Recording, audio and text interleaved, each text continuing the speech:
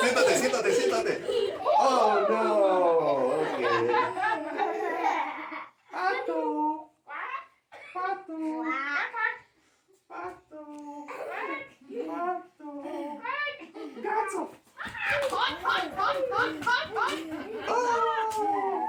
Hello, beautiful people of the world. Welcome back to Familia Pablanu. I am the one and only Anu. Now, are you ready for an adventure? Because this week's vlog is filled with it. Oh my goodness. First of all, let me say that we are a multilingual family. So you will hear me speaking Yoruba to the kids and Pablo will be speaking Spanish. So if you have friends, relatives who speak Spanish or Yoruba, call them along to watch this, or you can share this beautiful video with them so they can enjoy as well. Mama Africa, your children are home.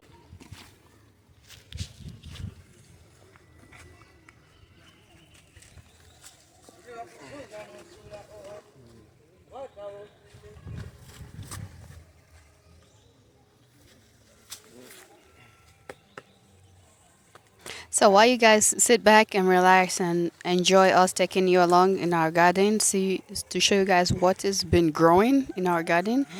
Let me tell you a quick story about when I was growing up. When I was a child, I was about 6 years old, and I had a brother who was about 4 years old back then. I lost my brother to a lot of sickness. They couldn't find out what happened. Truly, they couldn't diagnose what he had. But anyways, he passed, and it was devastating. Ever since then, my mother has always been scared and fearful, and whenever we get sick, and that fear sort of got inherited, transferred to me. So whenever any of my children, at early on there, when they get sick, I become very fearful. Big ones.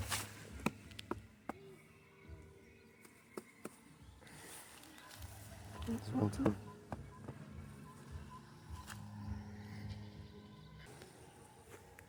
And the local from Uganda, Nigeria.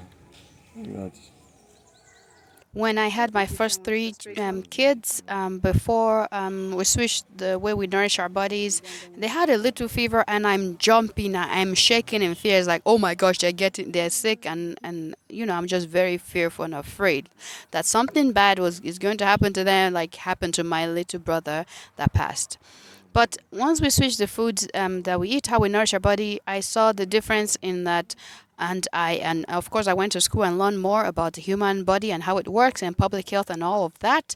And I realized that, okay, a little, if they have fever, it means the body is fighting infection and it's working right. And the most important is giving them the best nutrition to allow that body to fight infections and invaders, and they'll be just fine. So when we switch the way we nourish our bodies and our children, I see that they heal very quickly.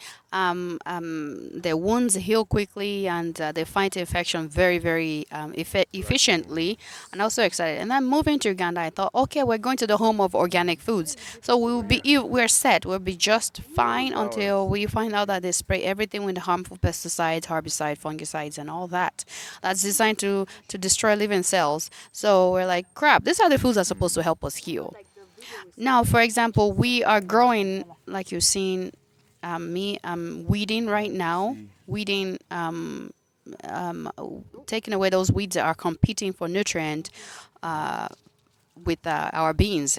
We realize that one of our staples is beans. We eat beans with every meal.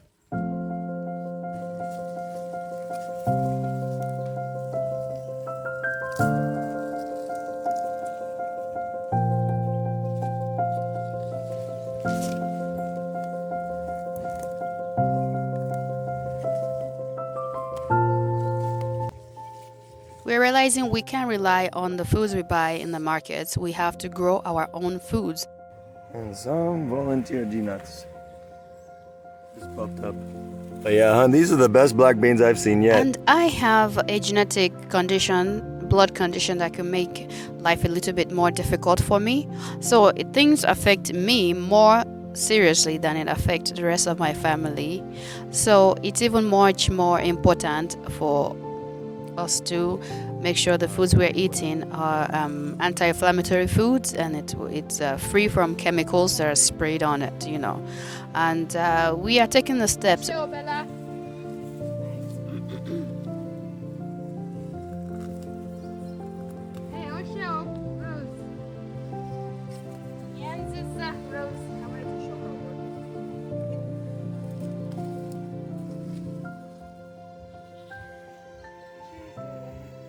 No, she's leaving. Elena's picking up. We are being very conscious of how what we buy at the market now. For example, we no longer buy tomatoes, green pepper, eggplants, and that's my little story about courage and being very conscious and very mindful about how we nourish our family and kids. Yeah. The babies. Baby Ewalun.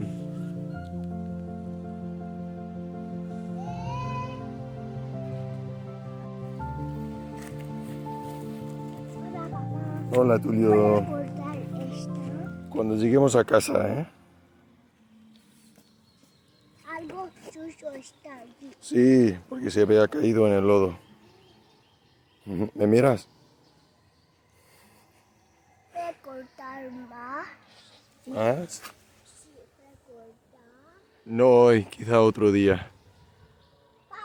Es Rafa. Mamá. Mabo. Eh, bueno, sheni. Mamá. Mo có đi không đi bậy. Chưa chịu. Có chịu đi không đi bậy thôi chịu. Papa mua qua đi. No, malu lásán nìyẹn, kò kí n ṣe bàbá mú nìyẹn.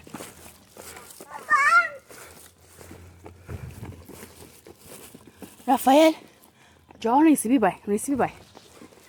Okay, coming back from the gardens. Yeah, now we're heading home. Rafa, jọ̀ọ́ má bọ̀ kí n díẹ̀ mú. So it's a good one, huh? The ugly one. It's the perfect ripeness. It's so good. It's dripping a lot of latex from the middle. From the core, but you don't eat the core. Rashid wants some. Oluva Anyuma. I don't think I understand. I asked him, he said, no, I didn't understand what you were saying. Voglio la fenne.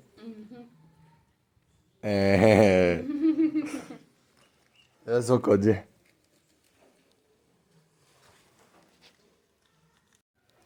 So wiping off the latex with a piece of banana leaf works really well. So good, Jay. Hey, Rashid. Yeah, where you go? Oh, he's coming now. Kale. This one I'll keep for later. I might have to I made lunch. We need to eat lunch. I'm coming. The kids are eating now. Okay. I'll leave it alone. Okay. Save it for later. No. Ya has comido tus setas. No te haré más. Sorry, it's a mess. That's how it is when I cook. So we had mushrooms we picked fresh. Fried them up with some kamulari, some pepper and ginger. No. Ya has comido todos. Te he dado setas. Ya has comido todas. Anda, siéntate. Ya te he dado. ¿Dónde están? Ok, sentados. Tenéis que terminar primero y después os daré más, ¿vale? Solamente un poquito. Solamente si terminas todo, te haré un poquito. Anda, siéntate. Tú también, Tulio.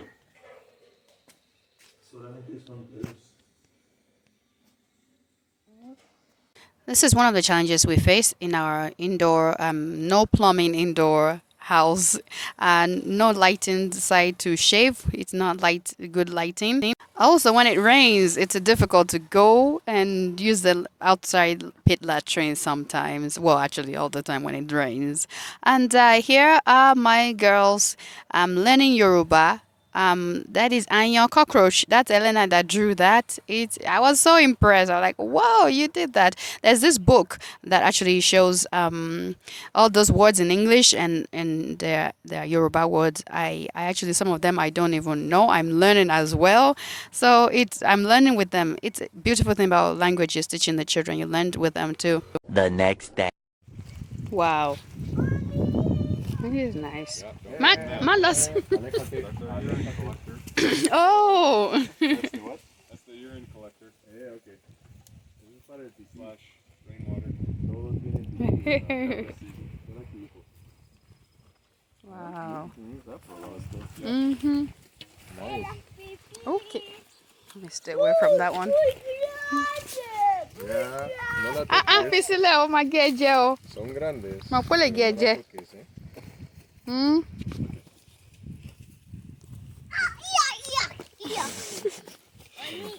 Hey, Baba Jallo. Le ganyan je. How was the name, by the way?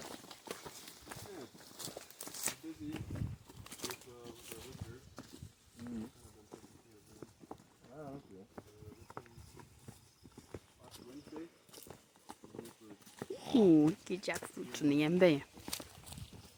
Do they come from Kampala? Tulio níbo ló ń lọ? Máa bọ̀ Tulio. Fún mi lọ́wọ́ ẹ jẹ́ kí n dọ́wọ́ ẹ mú. Oh, Oh wow, this is not bad. Wow. okay. Dúró báyìí. Grass. Like this Má tó òkè ni yembe. create a top row for my whole Yes. place. So I know about these things, and even in Indiana, like they do these things even pretty in big scale. But it's just good to be able to kind of like see practicality. It's a lot of work on a field scale, and takes a bit of money to get going. Because like we had to buy all this. So Pablo made a friend. He's also an expat with his wife. They're both here, and we're so thankful that we met this guy because he told us some really, really important information about mulching. He gave us some pamphlets on how to go about farming, and that book is called, is it God's Blankets or something like that? It shows basically mulching covers a lot of the problem. So when it comes to planting, you put a tiny hole in the ground, you put your plant, you put some manure in that, and then you put some wood ash, and then you put mulch on top. That covers that deals with pests already. It takes care of pests, and also it provides it doesn't allow what do you call this thing to grow, herbs, weeds that you don't want. It doesn't grow. It also takes care of irrigation, so it keeps moisture, so your plant is nourished. They're not starving, they're not thirsty, because they have, and it breaks down over time, so that it gives nourishment to the plant you're planting. And so basically it answers a lot of our questions on a lot of how to do this farming situation. We're so glad we have this tool. With this, I think a lot of these issues become so simple. It becomes so much easier to farm. And over the years, if you don't even till the ground, you don't mess with it, you just plant in the same spot and all of that, and it only gets better over time. And it's a technique that it takes a lot of work to set it up and begin, but once it starts, it's a system that keeps giving, and it's just amazing. Anyways, this is the going back and look at all the scenery. Oh my gosh, it's so beautiful, isn't it? Anyways, on our way back, we talk about Uganda and a lot of the imports that they get from China, and a lot of things are so cheap they break in seconds.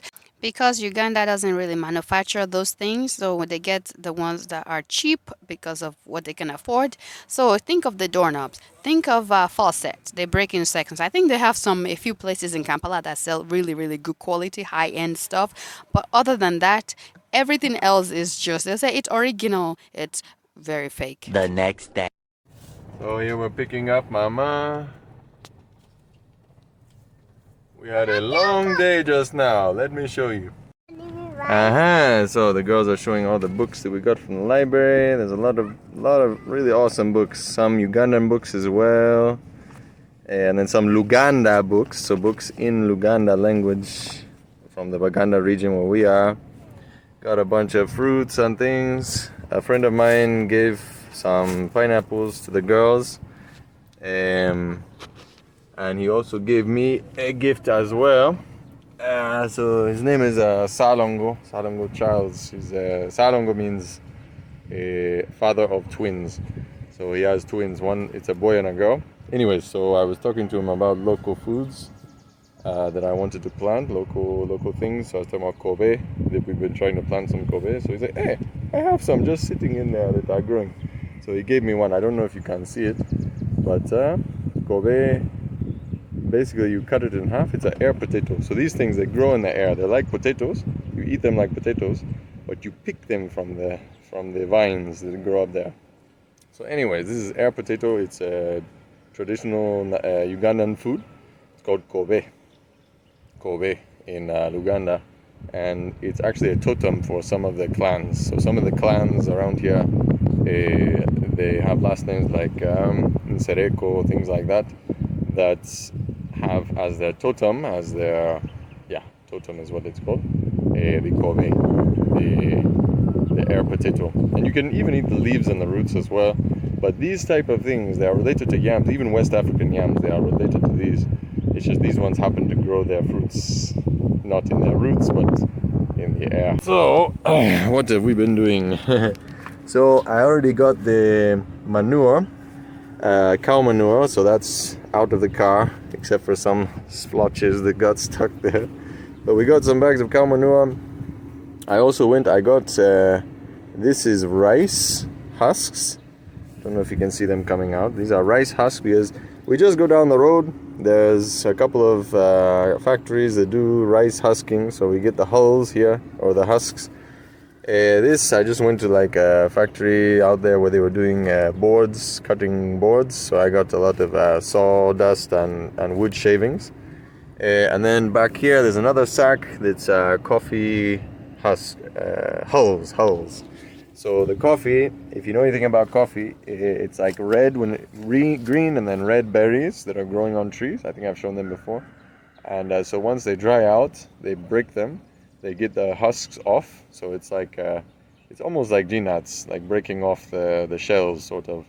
And then the beans are on the inside, coffee beans are on the inside. By the way, Uganda's doing very well when it comes to coffee. I think they exported, how much?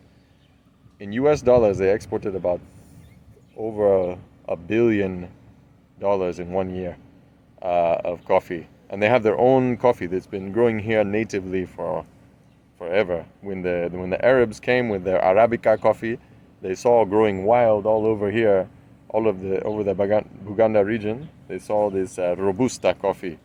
And I need to study more up on it and the history of that. But yeah, it's from here and it's a big deal.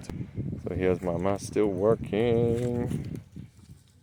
And we got some fene, some jackfruit that I bought. It's a very tasty snack.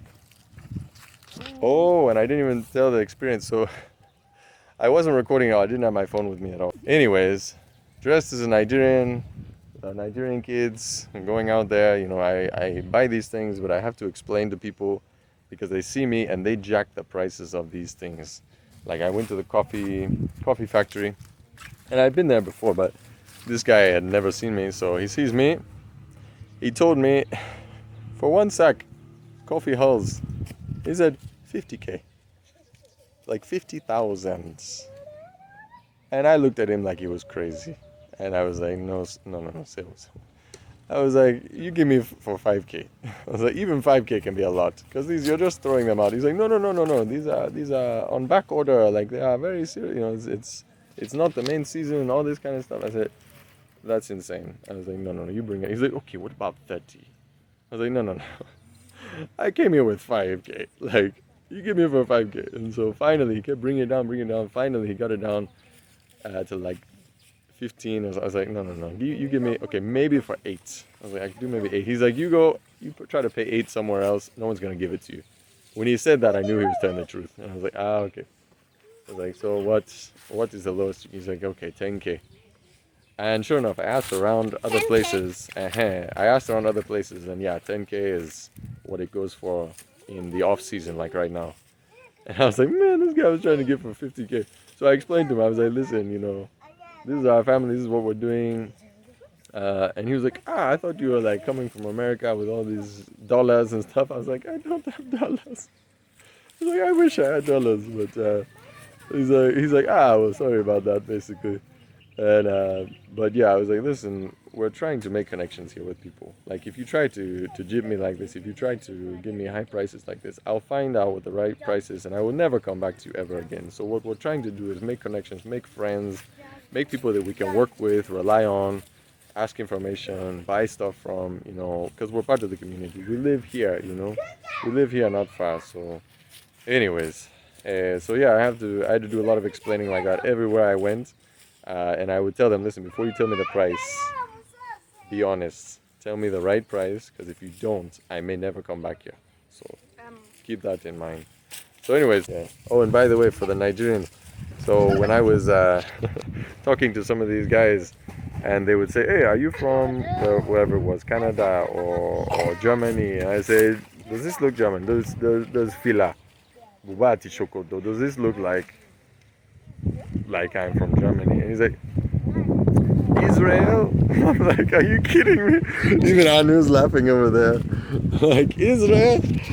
So yeah, they'll say whatever. And I was like, no, these are from Nigeria. I was like, our family's from Nigeria.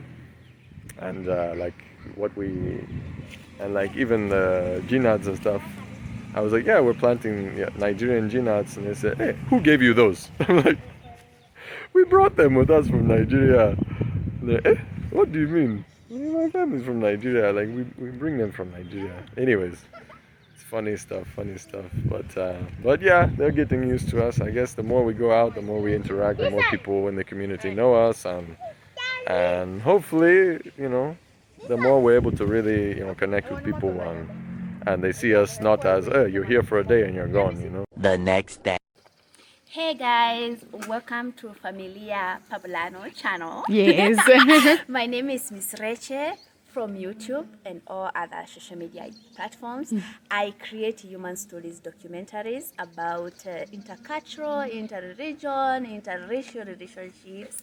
We have documented more than 40 couples in our channel who are in this situation as, you know, as Pablanu Familia. Yeah, I come from Kenya and I met you online, you people. Hey, how did you meet us? How did you find us? I find out about your channel sometimes last year. I've watched all your series about your love story, and I said, hey, one day, I don't know when, but I'll have to meet this family. And today I'm here on your channel. Look at me. Yeah. Yes. Oh, that's great. Yeah. And in fact, we knew about your channel as well, even I think when we were in the US. Too, Right, yeah. Where, because we saw some of these couples in their interesting situations. I know there was a lady who was like originally Amish, and so we've actually seen your videos before. Yeah. I didn't know who you were. I'd never seen you, but I saw the videos, and they were very popular and whatnot. And yeah, so it was a surprise when we heard from you, and we said, "Hey, who's this? I know the channel. I know that." So yeah, it was an honor to be on your show. Yeah, it is. And yeah, so we tell our viewers as well, please view. Yeah. Miss Reche. Miss Reche. We will put it in the description. Yeah. Yeah. So yeah, thank you so much for warm welcome in Uganda and in your family. Oh, thank you for coming. It has been a good day, beautiful day of interacting and yeah. You are welcome. Karibu. Yeah, thank you for coming. In Kenya we say asante sana. Asante sana. Thank you so much. Thank you so much. So it's been years, you said. Yeah, it's been here. You can take yours. I think when I tasted it lastly, I was young, not the old one. This kid. This is the one I just picked. It's the one I just picked. Come tu comida primero. Tienes un bol lleno de comida, eh? Did you try? So sweet. Oh my god. Sweet? So sweet. It's delicious. Do you have it in Nigeria? No. Unfortunately, we have breadfruit. Breadfruit is almost, it looks exactly the same, but it's not sweet. You have to cut it and then cook it. Like potato. It tastes like potato when you cook it. So what do you think? It's been years. How does it taste? It's so delicious, isn't it? You have to eat bananas? Mm-hmm. I think it is the same. Yeah. Like sweet bananas. Sweet, eh? Huh. For us, we say it tastes a little bit like bubble gum. Like bubble gum. Yeah. So, have you ever been to Uganda? This is my second time, and the first time I was here was September this year, like last month, but one. Recently, okay. Yeah, recently, yeah. So how do you see Uganda? How do you find it? It's different. Different than Kenya? Yeah, in Kenya, and people here are chill. They are very hospitable here. I feel like that. Also, but still in Kenya we are very hospitable. What shocked me most, traffic. It's In best. Kampala. It's crazy. Yeah. It's better in Kenya. Yes. Solo un trozo aquí. Yeah. Is it because of the borders that everywhere? I don't know. So how do you see our, now that you've visited us here in our humble village home, how do you see our family? What do you think of us? What has stood out for me is how you are raising your kids. Teaching them to I don't know, to speak their native language before English, and as we grow up knowing that teaching our kids English is a threat, especially in Kenya, that is very different for me, and I think it's something beautiful. Yeah, that was has impressed me on this family. And then two, your bold moves and courage after I heard your story. Bold moves. Yeah, you are bold and brave, courageous decision that you people have made to relocate from US to Uganda, not knowing anyone, settling, you have kids and all that. It needs a lot of courage. Not for everyone though. I guess some people might call that crazy, but but hey, that was our plan. Sure. Yeah, it hasn't been easy. Oh, sorry. Abis. What was the first video that you saw of us? I'm curious. Aha, me too. Do you remember? Yeah, where you were sitting somewhere in a backyard. Backyard, Yeah, like with white background. I think it's in the US. Okay. Yeah, I was curious before meeting you. I was curious, and even I was asking Ben, Hey, why Tulo. is he Nigerian and living in Uganda. So my mind when I was traveling, I was like, I am so interested to know why in Uganda and not Nigeria. A lot of people ask That's the that. question that I was having in my mind. Yeah. I was telling Anu, I said, I think on their channel we will be the only ones that are in a country where they have no connection. Yeah. Yeah. Never interviewed in Nigerian. Oh, The really? first one. Hey. Shout out to Nigeria. Nigerian. Yeah. And let me ask you, what's your favorite video that you've seen on our channel? I think I remember that couple. It's because it was a little similar to our Which story. couple? She went away from Mennonite or Amish. Yeah, the same one I saw. Sylvia Bishanga, yeah. Hey.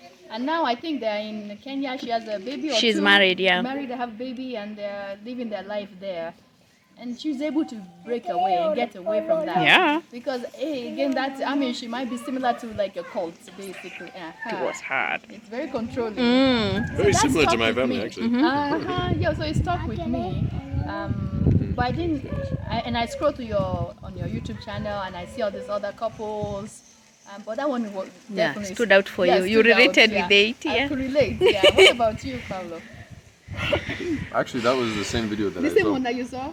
And in fact, after You watching saw it that, in the US. yeah, it was. I think it was in the US, or maybe right after coming here.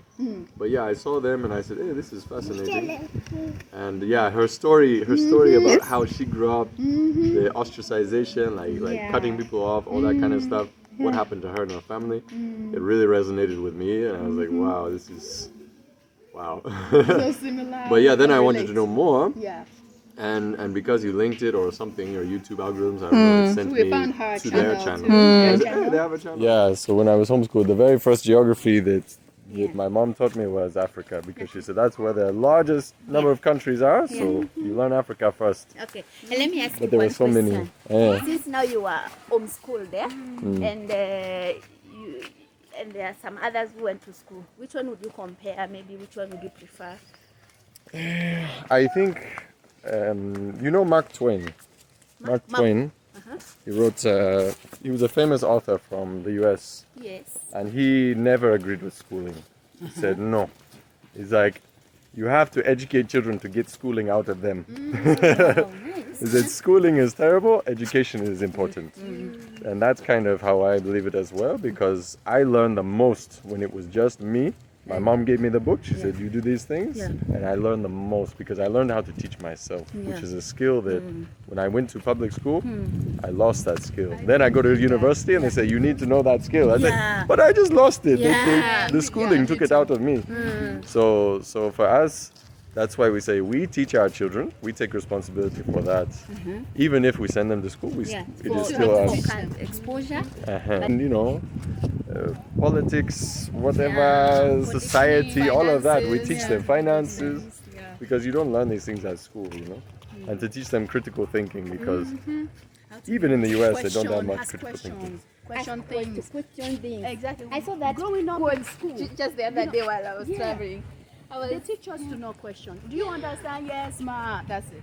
You don't question. Hey, even in the US they say, they just make it more complex, and then they call it critical thinking, but it's the same thing. Yeah. Because as soon as you try to question their They will shut you their down. answers, they will shut you down. And now they program you to become one thing as kids. You have to pass mathematics, you have to pass chemistry. But I'm not good at those. I'm good at maybe patience or maybe other things. Right. You don't teach me to embrace those things like gifts and talents. Yo, I know. But we are learning. This life is about unlearning, relearning, and healing those traumas because they subjected us to so much. It's true. And all your siblings, they are in Kenya? Yeah, Kenya, in the village, some of them. Elena.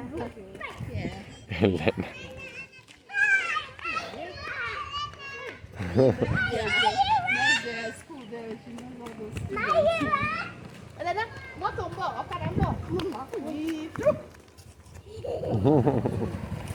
Family. Thank you so much. Oh, thank you for having us as well. It was an honor. Yeah. So whenever we come to Kenya, you know we have people there now. Yes. So that If you need to question anything about Kenya or you have a friend that needs to know anything about Kenya, ask me. I'll help. because I want to come to the beach there. Picture in Mombasa. Like Mombasa. I heard it's expensive. I think anything is more expensive than here. Depending with your budget, do research always, as always. Yeah. Depending, especially when you're tourist, it is expensive because you don't know much about Yeah, of course. reality on the ground. So we should say goodbye. Thank you so much. So it's time to say goodbye. Yeah, I think Tulio wants to go with you. Okay, Tulio, ciao. Oh. You can take. Oh, Tulio, no vas con ellos. Next time you come. I'll put you in my backpack and travel with you. Bye, Mama. Ciao. Bye. Dile bye-bye. Say bye. Like that. Dile, thank you for Bye. No, coming. the other hand. We do it with the right hand. Bye. Thank you again for coming. Welcome. Yeah. I was about to shake Pablo. You're about to shake my hand. Oh, hey, yeah. Thank you, sir. Thank you. Thank you so much. Thank you so much. Yeah. See you soon, guys. Bye. We Good appreciate seeing it. you all. You are welcome anytime. Okay. Bye. Bye. See you. Ciao. Thank you so much. Bye.